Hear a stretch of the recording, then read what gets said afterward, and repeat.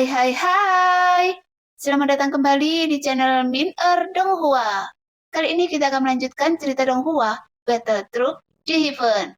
Nggak pakai lama lagi, langsung aja kita ke ceritanya. Setelah Xiaoyan menyelesaikan pemurnian pil King Xuan Tianbu, dia bergegas untuk mencari Keyun.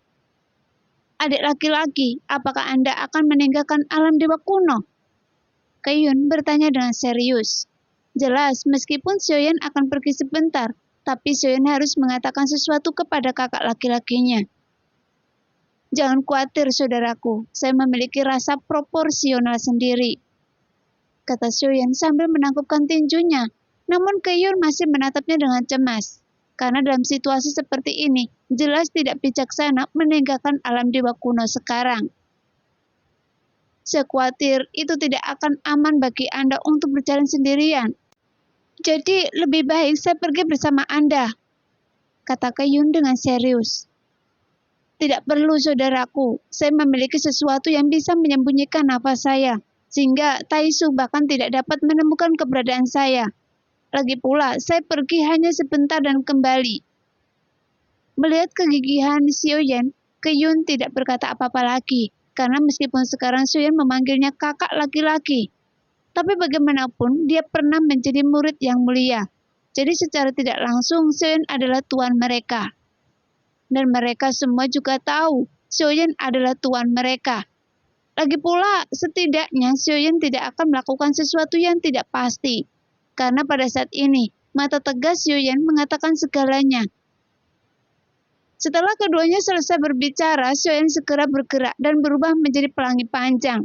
Kemudian dia menepukkan di pinggang dan mengaktifkan batu gia untuk menyembunyikan nafasnya. Seketika, nafas Xiaoyan langsung menghilang. Bahkan Keyun dan yang lainnya pun terkejut, karena mereka sama sekali tidak menyadari keberadaan Xiaoyan. Pada saat yang sama di kota utama Taisu, sang ratu masih duduk dengan santai.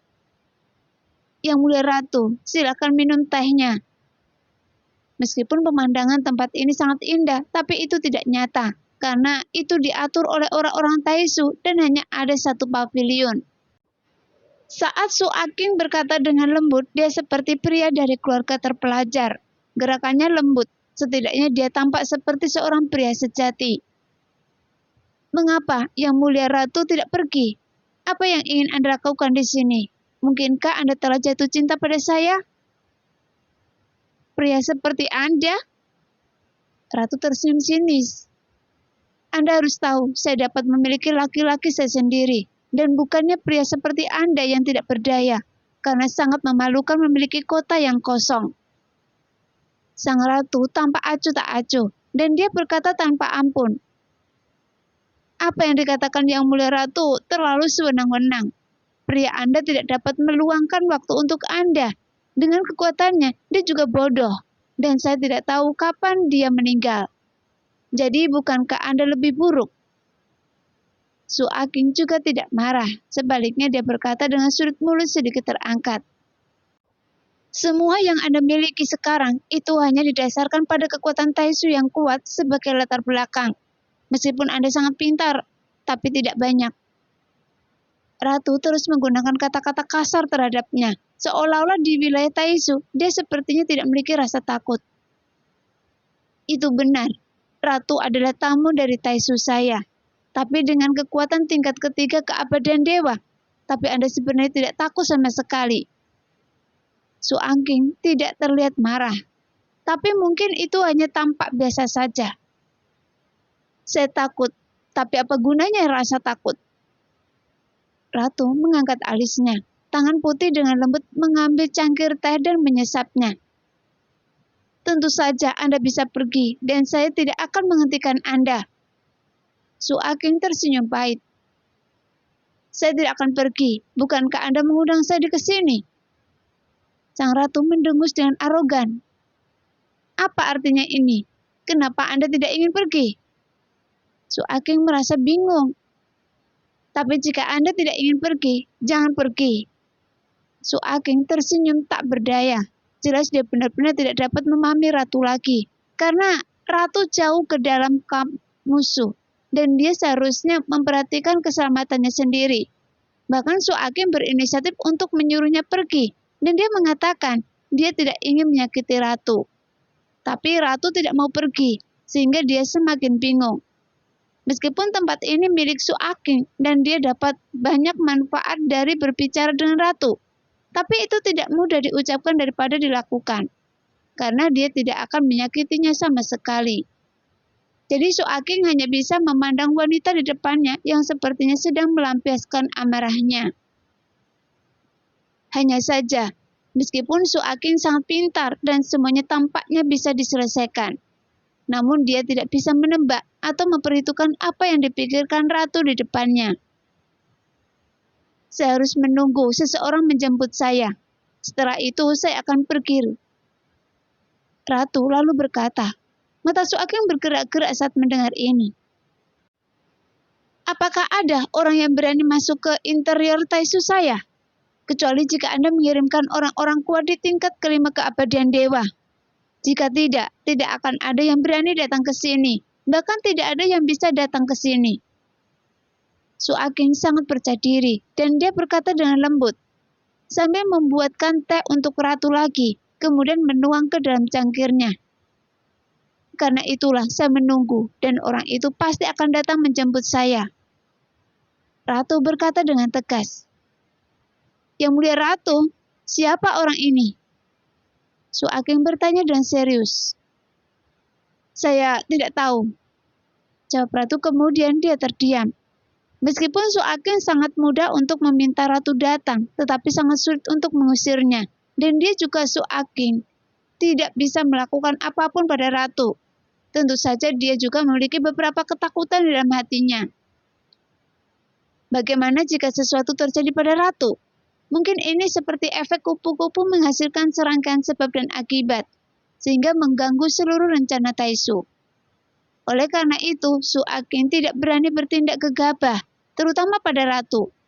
Bagaimanapun, ratu adalah orang yang sangat penting bagi Sensi. Meskipun segala sesuatu di dunia ini dapat dihitung, tapi sepertinya sekarang tidak demikian. Setelah Su Akim meninggalkan loteng, tidak lama sesosok muncul di sini. Nanfu! Sebuah suara yang dalam memanggil nama ratu. Apakah itu Anda? Orang tua yang membosankan. Sang ratu sepertinya tidak terkejut saat dia melihat sosok di depannya. Kenapa Anda masih sama seperti sebelumnya? Tidak bisakah Anda berbicara membuat orang merasa lebih baik? Saat ini sosok yang datang mengenakan jubah naga emas hitam dan mengenakan mahkota emas, dan dia selalu menunjukkan auranya yang luar biasa. Jelas, orang yang datang tidak lain adalah Su Qiantai. Saya hanya mengatakan yang sebenarnya, dan Anda juga tahu kalau saya tidak suka berbohong. Ratu mengangkat baunya. Kenapa Anda di sini? Apakah ini direncanakan oleh anak saya? Su Qiantai tampak bingung. Dia lebih pintar dari Anda, tapi itu bukan perhitungannya. Jika saya bilang saya datang untuk menemui Anda, apakah Anda percaya? Ratu berkata sambil tersenyum. Kemudian dia mengeluarkan cangkir teh baru, dan tangan gioknya mengambil teko untuk menuangkan secangkir teh penuh. Melihat cangkir teh yang terisi, mata Su Qiantai sedikit bergerak. Bahkan ada kilasan ketakutan di matanya. Oh, kecantikan memang benar-benar sebuah bencana. Jika saya belum pernah melihat Anda di Sensi saat itu, saya juga tidak akan berhenti di tingkat 5. Saya bahkan tidak akan kehilangan tahta saya. Su Qiantai tersenyum pahit. Kemudian dia berjalan ke pavilion mengambil cangkir teh yang sudah diisi dan meminum semuanya dalam sekali teguk. Seolah-olah itu seperti meminum anggur. Kenapa Anda merasa yang Anda minum bukan teh, tapi itu racun? Kata ratu sambil tersenyum. Bukankah apa yang saya minum selalu racun, dan Anda secara pribadi memberikan racunnya? Su Qiantai memandang ratu dengan tatapan yang tidak sederhana. Meskipun sepertinya angan-angan, namun ratu justru sebaliknya, seolah-olah ada lelucon di matanya yang indah. Apakah saya sekuat itu? Jika demikian, lalu mengapa saya peduli dengan Gu Zhongsheng yang tidak diracuni oleh saya? Ratu tersenyum lembut. Segala sesuatu, semakin sedikit yang bisa Anda dapatkan, maka semakin berharga jadinya. Jadi mengapa tidak menikmati perasaan ini? Sukyen Taiyi tersenyum lega. Dia tampaknya memiliki perasaan yang berbeda terhadap Ratu. Tapi sampai hari ini ada perasaan yang telah dia lepaskan. Ayo pergi, saya akan membawa Anda keluar dari sini. Sukyen Taiyi mengira Su Aqinglah yang menangkap Ratu dan dipenjarakan di sini. Saya tidak akan pergi, kata Ratu dengan tegas. Mengapa?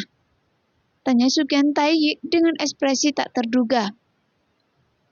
Seolah-olah Ratu menikmati perasaan yang di sini dengan nyaman. Jangan memikirkan apapun, meskipun saya sangat nyaman, tapi orang itu pasti khawatir, dan dia akan datang untuk menyelamatkan saya. Bagaimanapun caranya. Ratu berpikir sudut mulut sedikit terangkat, sepertinya pikirannya sudah dipenuhi dengan gambaran. Saya pikir Ratu juga akan baik-baik saja. Jadi saya belum terlambat untuk menunggu sampai kekuatan avatar dewa asli saya menjadi lebih baik. Pada saat ini, di dalam ketiadaan Dong Yun, Xiaoyan sendiri berubah menjadi pelangi panjang dan langsung menuju ke tempat avatar dewa aslinya berada. Adapun penampilan cemas Xiaoyan dalam imajinasi Ratu, Xiaoyan sepertinya tidak punya masalah sama sekali. Sekarang, Xiaoyan telah melihat avatar dewa aslinya sedang menyeret 2 bintang limbah besar. Dan dia terus menyeret bintang sampah besar itu perlahan ke depan dalam kehampaan. Sekarang saya ingin melihat apakah pil King Xuan Tianbu ini dapat memenuhi kebutuhan avatar dewa asli saya. Nah, demikianlah cerita hari ini. Terima kasih yang sudah menonton video Min Earth sampai selesai. Sampai jumpa di video selanjutnya. Bye-bye.